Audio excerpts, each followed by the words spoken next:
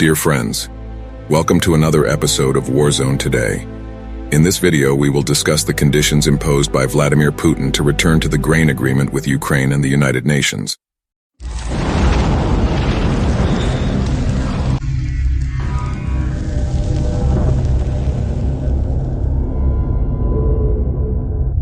When Vladimir Putin invaded Ukraine on February 24, 2022, Europe had an absurd level of dependency on Russian gas, with countries like Germany and Italy relying on Russian imports to meet over 50% of their needs. Despite Putin's assurance that he wouldn't use gas as a weapon of war, that's precisely what he did in the second week of the war, with price increases and interruptions in supply hitting the countries that were showing support for the Ukrainian defense. In July, with the terrible Russian invasion of Ukraine nearing its 5-month mark, Turkey and the UN were able to mediate the Black Sea Grain Initiative, also known as the Grain Agreement.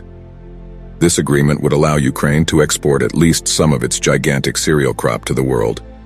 Before the war, Ukrainian agricultural fields were responsible for almost 15% of the cereals consumed on the planet.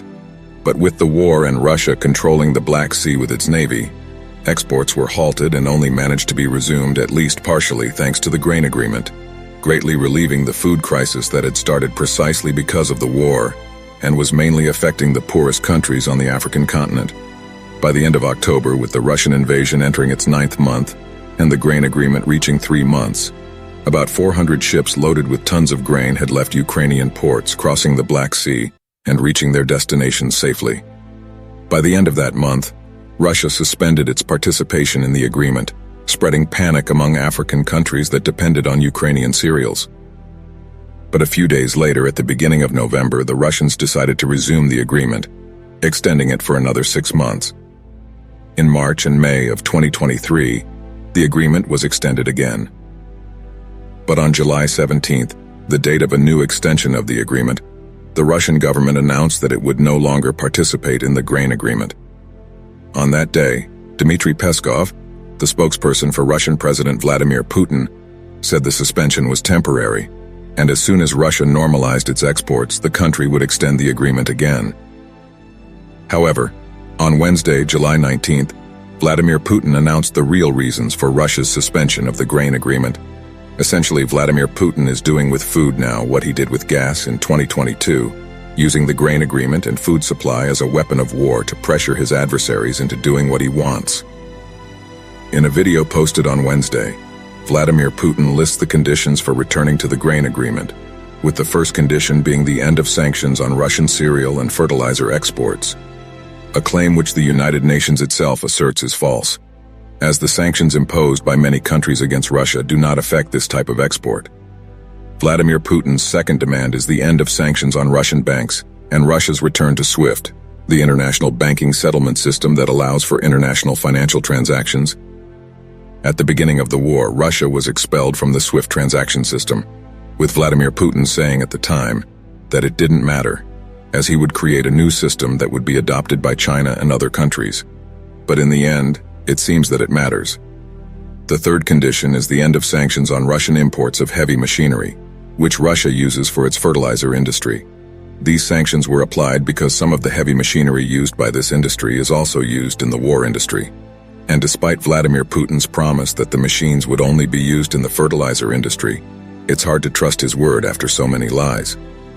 The fourth condition is the end of sanctions on marine insurance for Russian ships. This is one of the harshest sanctions imposed against Russia, as it prevents Russian ships from being adequately insured, skyrocketing the cost of Russian maritime transport, and preventing ships flying the Russian flag from docking in the United States, Canada, and most European ports, as well as some ports in Asia and the Pacific. The fifth condition is the end of sanctions on Russian agricultural assets frozen abroad.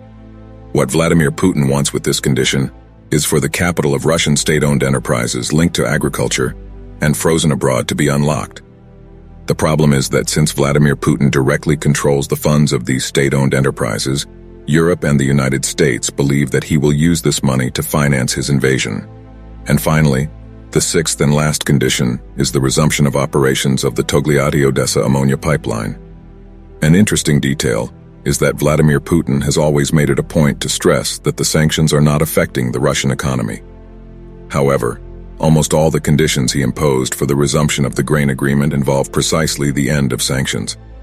Therefore, it's quite clear that Vladimir Putin is using food blackmail, just like he did with gas, also highlighting that the sanctions against Russia are causing more damage than what Vladimir Putin publicly acknowledges. Well, folks, that's all for today's episode of WarZone Today. Thank you so much for joining us. We hope you found this information insightful and helpful. If you did, please remember to give this video a thumbs up. Your likes really do make a difference, and we truly appreciate it. And don't forget to hit the subscribe button if you haven't already. Subscribing to our channel not only ensures you'll never miss out on our latest updates and analyses, but also helps us grow our community and continue to bring you the most up-to-date information from around the world. Remember, your participation and feedback is crucial to us, so don't hesitate to drop us a comment below to let us know your thoughts on the situation. Once again, thank you for being with us on this journey and for your continuous support. We are here because of you, our amazing community. Stay safe, keep informed, and we'll see you in the next episode of WarZone Today. Goodbye for now.